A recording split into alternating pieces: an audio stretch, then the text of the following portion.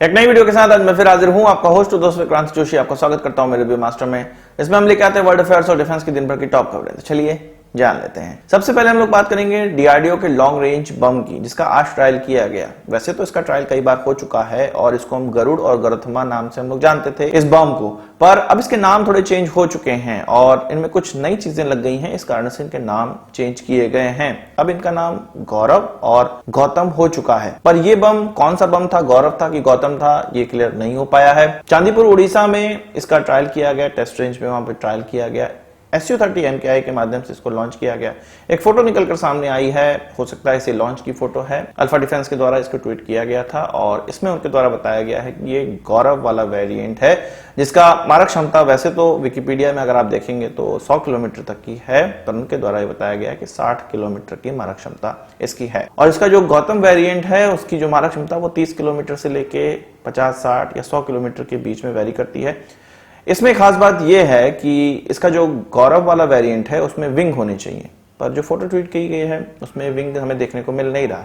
Wing होने के कारण ये दूर तक ग्लाइड कर सकता है, और जो बिना विंग वाला वेरिएंट है गौतम, वो केवल थोड़ी दूर तक ग्लाइड कर सकता है और इसीलिए इसकी रेंज भी कम होती है। ये जमीन पर स्थित टारगेट को नष्ट करने के लिए इस्तेमाल किए जाते हैं। ऐसे टारगेट जिन पर बहुत ज्यादा खर्चा हमें नहीं करना होता है और छोटे बम से भी काम चल जाता है, ऐसे टारगेट को नष्ट करने के लिए इसका इस्तेमाल किया जाता है। अब बात कर लेते हैं पाकिस्तान के 5th जनरेशन एयरक्राफ्ट प्रोग्राम की। यहाँ पे चीन का 5th जनरेशन एयरक्राफ्ट प्रोग्राम भी जुड़ा हुआ है। AZM अज़्म नाम से आपको पता है कि पाकिस्तान का 5th जनरेशन एयरक्राफ्ट का प्रोजेक्ट है।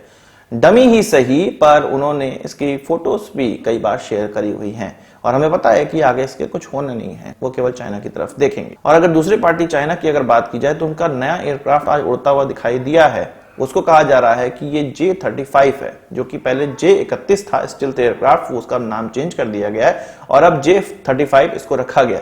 ये कैरियर बेस्ड एयरक्राफ्ट है, उनके एयरक्राफ्ट कैरियर के द्वारा ये 5th जनरेशन एयरक्राफ्ट लॉन्च किया जा सकता है, ऐसा ये एयरक्राफ्ट है। पहले पाकिस्तान के द्वारा जो 5th जनरेशन एयरक्राफ्ट था, मतलब कि J-31 था, जिसको FC-31 के नाम से एक्सपोर्ट वेरिएंट चीन के द्वारा कहा जा रहा था, वो पाकिस्तान के द्वारा खरीदा जाना था, उसके लिए बात चल रही थी। अगर J-31 के लिए बात चल रही है तो सीधे सीधे बात यह है कि J-35 के लिए भी अब बात चलेगी, या उसको सीधे सीधे हम डिफॉल्ट मान सकते हैं कि उसके लिए बात चल रही है। यहां पर अब लोगों का यह कहना है, डिफेंस एक्सपर्ट्स का यह कहना है कि पाकिस्तान का जो 5th जनरेशन स्वदेशी डेवलप करने की बात है वो अब खत्म हो चुकी है, किनारे हो चुकी है, उस पर कोई बात भी नहीं होता, उससे कोई एलोकेशन भी नहीं है। बात यहां पर यह है कि चीन का 5th जनरेशन एयरक्राफ्ट उड़ता हुआ पहली बार दिखाई देने लगा है और लोगों का यह कहना है कि अब ये पाकिस्तान इसको खरीदने का प्रयास करेगा। और जिस प्रकार से चीन और पाकिस्तान के रिलेशन हैं, पाकिस्तान स्पेसिफिक चीजें इसमें लगाकर चीन पाकिस्तान को इसको बेच भी सकता है, अपना पहला ग्राहक प्राप्त भी कर सकता है। चीन के द्वारा जो 5th जनरेशन एयरक्राफ्ट हैं वो इतनी तेजी से बनाए जा रहे हैं कि जैसे कि वो खाना बना रहे हों, सुबह में नाश्ता, दिन में लंच और रात में डिनर। अभी महीने ही नहीं गुजरते हैं उनका नया एयरक्राफ्ट निकलकर सामने आ जाता है। केवल डिजाइन में अंतर होता है, चीजें एक ही रहती हैं, वो एक ही डिजाइन पर काबिज नहीं रहते क्योंकि उनके डिजाइन में फ्लॉ होता है।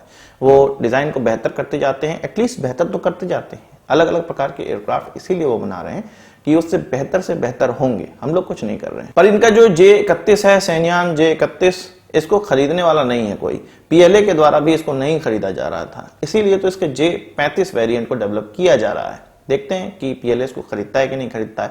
वैसे PLA जिसको खरीदना नहीं है वो पाकिस्तान को बेच दिया जाता है, जैसे कि JF-17 ब्लंडर। चीन की बात चली है तो चीन का इससे पहले अफगानिस्तान के आसपास कोई भी बेस नहीं था। तजिकिस्तान में अब उनका बेस निकलकर सामने आ गया। तजिकिस्तान में अमेरिका का भी बेस है, रशिया का भी बेस है, भारत का भी बेस है, अब चीन का भी बेस वहां पर निकलकर सामने आ रहा है। कहा जा रहा है ये बेस गोर्नो बदखसन ऑटोनोमस प्रोविंस के पास में होगा।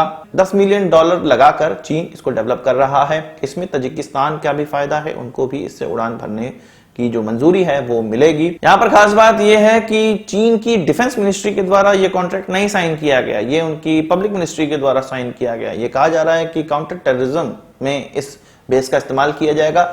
यह भी कहा जा रहा है, MOU में यह भी है कि चीन के द्वारा कोई भी सेना यहां पर डिप्लॉय नहीं की जाएगी।